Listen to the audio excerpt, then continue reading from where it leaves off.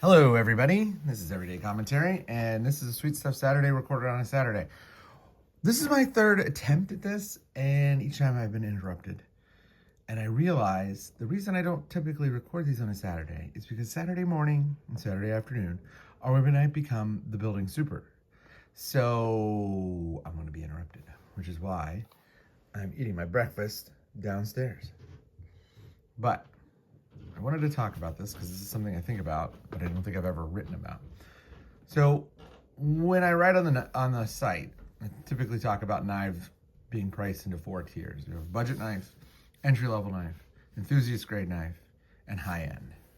But I actually think it's a little more complicated than that because there's this whole range of knives up here where you can find some really spectacular stuff. It's just really expensive and only crazy people need it. So I'm going to go through, talk about what makes each tier that tier, what you should look for, and why you should spend a little more to get the next tier up. Now, I consider this an art knife, but I recognize that art knives are probably the broadest price tier because you have things like knives that were in the Phil Lowbred, Warner Buster Warinsky collection, the Gem of the Orient, the Fire and Ice, and the King Tut dagger that sold for $7 million. So like, this is really the basic art knife, but it stands for a much larger price category. Obviously, I don't have any of the 3 of those knives, and I don't think anybody except for one person has any one of those 3 knives because they're super, super awesome and very rare. And there's only one of them, and they're millions of dollars. So this is a discussion of the price tier for knives, and we're going to start out with a budget knife. This is the Walmart Ozark Trail 7.5 inch knife. This is a 3-inch knife, a 3-inch bladed knife with D2 steel. It has a sliding bar lock. It has FRN handles. They're rounded over. This is not like a slabby knife. These are rounded over handles. The knife is pretty darn good. I mean, the grind is nice. The blade steel is surprising given the price. And as you can see, they've even skeletonized the liners. This is just a really, really competent knife that happens to be under $10. This is $9.95. Other knives that you find in this price tier are things like the other worthwhile knives that you find in this price tier, things like the Alox Bantam and the Gerber Dime. Both of those are under $30. So $0 to $30, you're looking at a budget knife. And if you were looking for a budget knife, the one I would choose right now is this one. The next step up is what I call entry-level knives. And I say entry-level because you're about to get into a crazy hobby of buying, collecting, and using knives. And this doesn't necessarily fill that same role. Lots of people are going to buy this knife because it's the cheapest knife on the shelves. This knife is a knife that you buy with some purpose. Entry-level knives start at $30 and they go up to $100. Right now, I really like the Civivi Yonder. This is the Zach in the Wild collaboration with Civivi. Here you're going to get things like G10. It's going to be pretty hard to find G10 down in this price category. You're going to get a little bit more refinement. If you look, instead of a coated blade, this is a blasted blade. Both of them still use the crossbar lock, sliding bar lock. This is super, super rigid in this format, but sometimes you can get a little play. You're going to get stuff like swappable pocket clips, so you can do either side, which is really important in a knife like this because other than the pocket clip, the knife is fully ambidextrous. Ambi pockets, thumb studs, and it has the ambi disengagement. The other thing you're going to get is you're going to get stuff like this little filler tab. It means there's no hot spotting in the back end of the knife. It's a really nice touch on what is, quite frankly, a really, really nice knife. This one sports 14C28N. If you're in the entry-level price bracket, look for Nitro V, 14C28N, AEBL, one of the more refined non-powder metal steels. I also like RPM 9, which is technically not a powder steel, but a spray form steel, thanks to Dr. Laren Thomas. But you're going to get legit good steels. D2 is about as good as you're going to find in the budget level. There's going to be a lot of CR garbage. CR 7 CR, 5 CR. I've even seen 3 CR. that steel is garbage. If you can get real D2 or a steel called K110, which is another designation for a steel very similar to D2, go for that, because that's where the stuff is at. That's good stuff. Step up from that, we have the Enthusiast Grade knives. These knives have all of the materials, bells, and whistles you want. My favorite knife in this category, and my favorite knife overall, is this knife. This is the TRM N2, the Neutron 2. It is absolutely dead slicey. It is super thin, super light. It's got great action.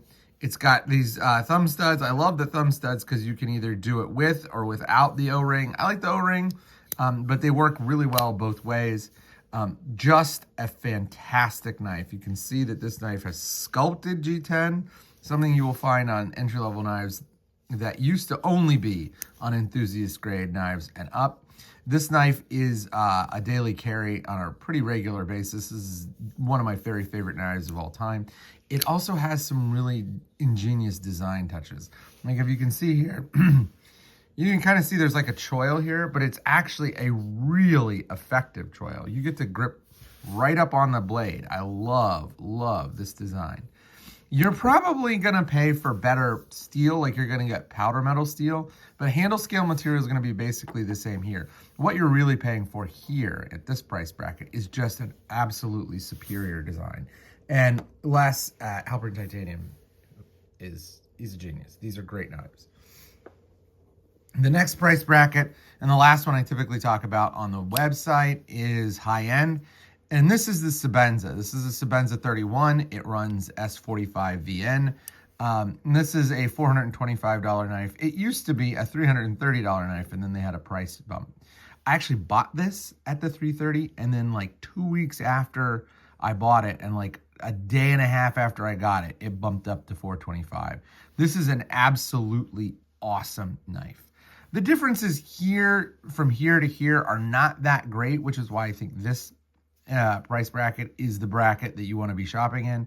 But you do get, a little bit nicer lockup. I mean, the lockup on a Sebenza is like, it's perfect. It's always been perfect.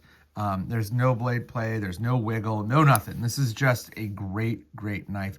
You will find some steels that you might not find here. You're typically getting stuff like S90V, Magna Cut, and M398 as the top end here. Sometimes you will find real true Damascus. You can of course find mass-produced Damascus over here, but in this price bracket you will find true, hand-forged Damascus blades. Really good stuff. I love this knife. If you had, if you wanted to do one and done, like you're the person that bought the Rolex Submariner and you just want to do one and done for a knife, this is the knife to go with. It is just a masterpiece of design, fit and finish, performance.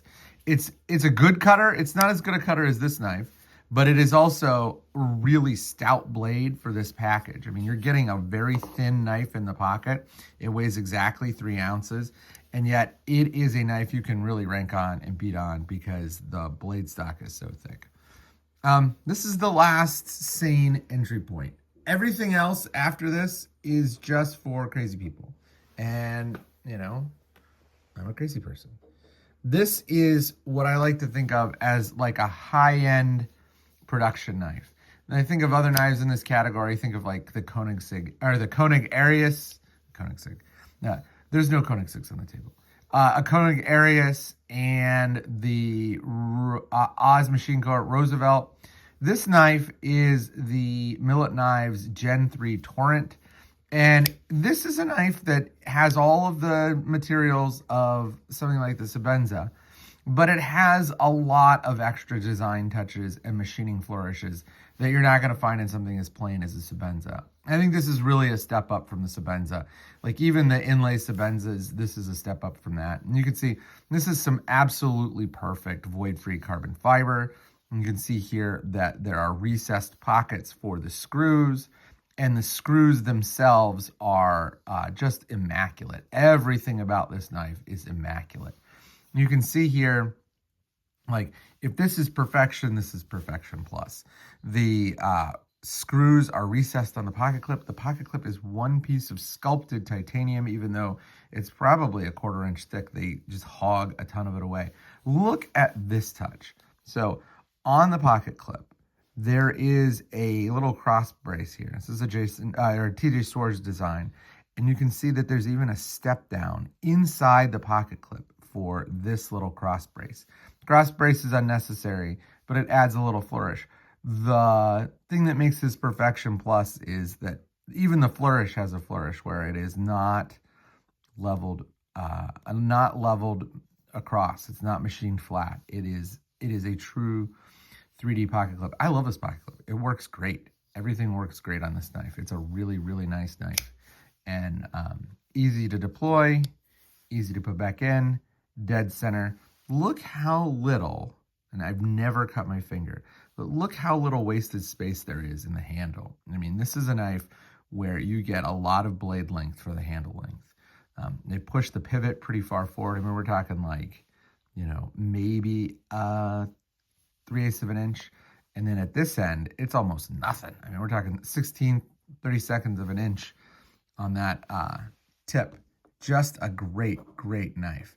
The next knife I want to talk about, this is when you stepped up to a true custom. This is a one-of knife. You pick the pattern, and then this is Tice Meads, a maker out of South Africa, and then he makes your knife by hand. Every single thing on this knife is made by hand. As you can see, even the pivot screw is made by hand. Everything. Look at this one. You can see there's details on this screw. The clip is a blind clip. It's mounted on the inside. Let's see if I can get you in there. Yeah, so you can see there, right there. Blind screw clip, and the action on this knife is absolutely unparalleled. Nothing I have ever handled comes close to the action on this knife. If you think the Oz Machine Co. Roosevelt is smooth, you just haven't had the experience of opening this knife. There are a couple of other knife makers that get the action this smooth. Tim Geelan, who used to be a designer for ZT and is a custom knife maker, his actions are this dead-on smooth, but this is an elite craftsman doing something very special. Now, Tice Meads will do like a full dress version. I chose RWL 34 as the blade steel, and I wanted simple blue G10, and he has finished this perfectly. I carry this knife, as you can see, there's scratches on the shield. This knife is an awesome, awesome piece of cutting mastery. It is just a great knife, and this is significantly more expensive than this knife.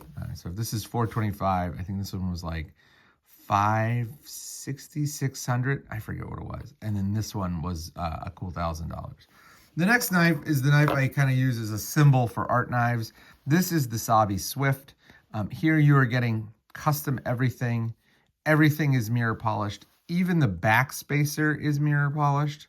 It is crazy. So I got this with the intent that Scott would make the knife and Marion would make the cover engravings. Marion passed away, so he sent me to Ray Cover. Ray Cover did this banknote. It's actually, if you look at it, you can tell it's a 3D banknote engraving. So there's a couple things to point out about the banknote engraving.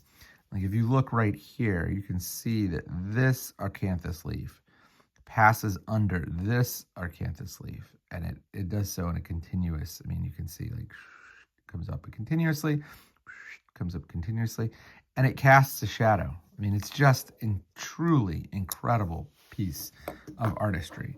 I don't carry this knife. I think I've maybe carried it twice. There's no clip. I typically carry it or keep it in a padded leather case. It is just an absolute glorious knife. Here you're getting perfect everything, mirror finish everything, world-class engraving, and the action is, it is glass smooth. This is the self-lock. Look at that. It disappeared. This is the self-lock from Ray Cover. Push this tab, and the knife comes out, and it locks up. But watch.